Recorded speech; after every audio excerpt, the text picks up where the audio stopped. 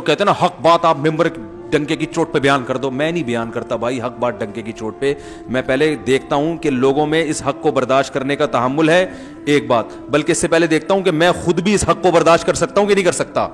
یہ جو ڈنکے کی چوٹ پہ اکثر حق بیان کر رہے ہوتے ہیں نا, تو یہ اکثر لوگ یہ اس قسم کا حق بیان کر رہے ہوتے ہیں کہ ان کے پہلے سے کسی محلے کے دادا سے بڑے تعلقات ہوتے ہیں, جن کو انہوں نے بیان بتایا ہوتا ہے میں یہ بولنے والا ہوں, بچا لو گے, وہ کہ ہاں بچا لیں گے, تو بول دے. ہمیں تو کوئی ہے ہی نہیں اس طرح کا, ہم تو کسی سے تعلق رکھتے ہی نہیں ہیں. ہاں کسی کے خوف سے غلط بیانی کرنا حرام ہے, یعنی آپ کسی محلے کے دادا کے ڈر سے غلط بات اس کے بارے میں بتا دو, یا جھوٹی تعریفیں شروع کر دو, یا لالچ میں آ کے لوگوں کو غلط گائیڈ کرو, یہ حرام ہے. خاموشی کی شریعت نے اجازت دی ہے, غلط بیانی کی شریعت نے اجازت نہیں دی ہے.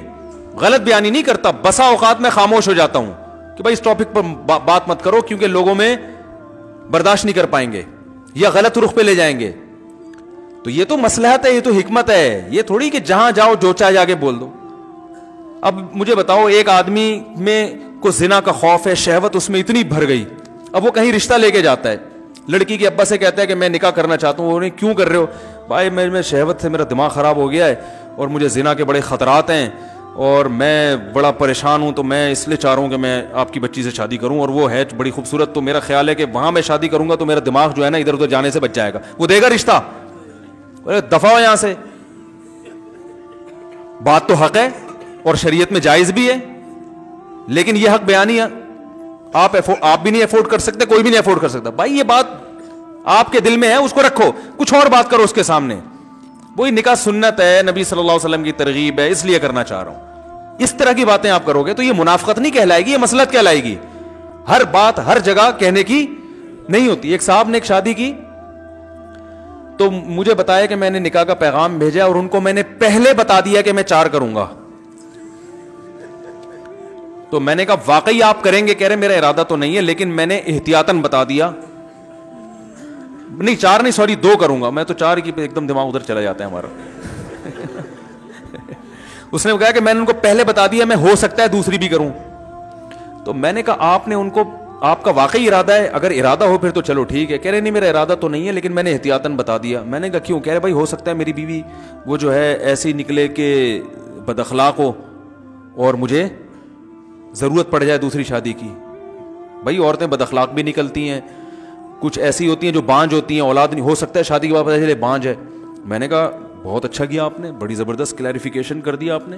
میں نے کہا لڑکی کے ابا کو میں کہوں گا کہ آپ کو بھی بتا دیں کہ ہو سکتا ہے ہم آپ سے طلاق لے لیں.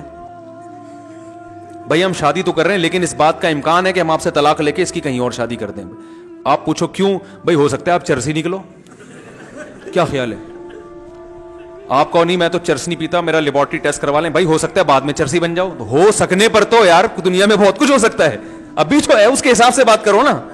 میں نے کہا آپ کا ارادہ ہے نہیں, خام میں وہ رشتہ توڑ دیا انہوں نے. وہ بالکل صحیح کیا لڑکی کے ابا نے, بہت اچھا کیا توڑ کے. میں نے کہا کوئی بھی ہوتا رشتہ توڑتا ہے بلا وجہ, ہو سکتا ہے ہو سکتا ہے.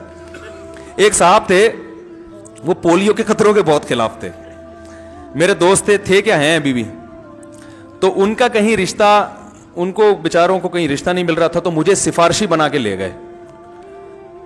کہیں کوئی لڑکی کا رشتہ آیا ان کے لیے تو مجھے سفارشی بنا کے لے گئے کہ آپ بھی چلیں, تھوڑا تھا آپ تھوڑے سے مشہور آدمی ہیں تو میری سفارش کر دیے گئے تو چانس زیادہ ہے. میں نے کہا چل بھائی ٹھیک ہے لے چلتے ہیں. ہم چلے گئے وہاں تو وہ لڑکی کے والد بھائی وغیرہ آ کے بیٹھے, مجھے بڑی عزت دی انہوں نے. میں نے کہا ہمارے دوست ہیں نکاح کرنا چاہتے ہیں آپ کی بچی سے, اس سلسلے میں ہم حاضر ہوئے تھے. انہوں نے کہا ٹھیک ہے جی, بھی ایجوکیشن کیا ہے وغیرہ وغیرہ جو پوچھا جاتا ہے.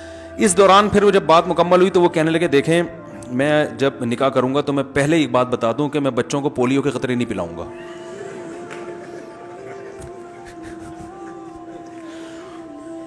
ابے میں سر پکڑ کے بیٹھ گیا یوں کر کے. اب میں اس کو یوں اشارہ بھی نہیں کر رہا کہ میں یوں کروں گا تو وہ بولیں گے یہ آپس میں ان کا پہلے سے کوئی پری پلان ہے کہ میں یوں بولوں گا تو یوں بولنا. اب میں دیکھ نہیں رہا اس کی طرف. وہ کہہ رہے کیونکہ میں یہ پولیو نہیں, میں اللہ پہ توکل کرتا ہوں, یہ یہودیوں کی سازش ہے اور یہ فلانا ہے اور یہ ویکسینیشن اور یہ. ابے تو شادی تو ہونے دے, بچے تو ہونے دے اللہ کے بعد. انہوں نے ہاں ابھی کی نہیں ہے تو میں نے پھر وہ انکار ہو گیا اور ہونا تھا انکار. میں نے پھر اس کو بول لتاڑا یار تم نے کیا. کہہ رہے بھائی ہم تو پہلے سے تاکہ بعد میں جھگڑا نہ ہو. یہ وہ لوگ ہیں جو ڈنکے کی چوٹ پہ حق بیان کرتے ہیں. ڈنکے کی چوٹ. اب بھائی تم نے نہیں پلانے تھے اللہ کے بندے, تو وہ پولیو سے اتنا وہ نہیں ہوئے پریشان, وہ اس سوچ سے ہو گیا کہ یار یہ فنڈامنٹلسٹ کی انتہا ہے. یہ تو